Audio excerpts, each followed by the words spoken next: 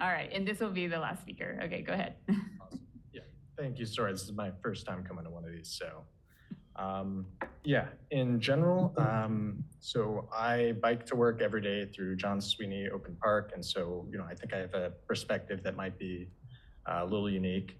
And in general, I think the project's a great idea. It's good to have third spaces that aren't just work and home, places for the community to grow, places for all ages. But I do have a criticism about parking, of course, which is everyone's talking about. My main perspective is I think that it should be paying parking. I do hear the concerns from people who know that they will have to drive for whatever reason, say it be health concerns, perhaps.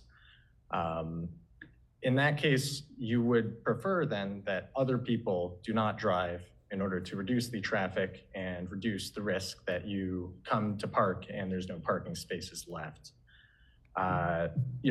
Personally, I find it funny. People think free parking, they hear that and they think that's reasonable.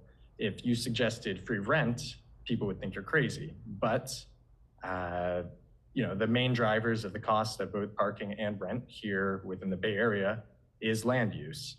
And so, I have a one-bedroom apartment. It's about 3 parking spaces large, and I pay $2,400 a month for it, right? Like, the main part there is land use. It makes sense to me that parking should be something that is paid for, especially when a lot of people can't afford to drive.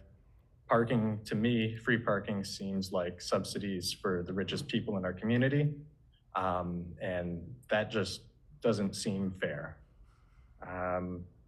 Lastly, here in the Bay Area, I really like it, but it is one of the densest and least affordable regions of America. And so I think we need to be careful before building infrastructure for the most space inefficient and most expensive modes of transportation.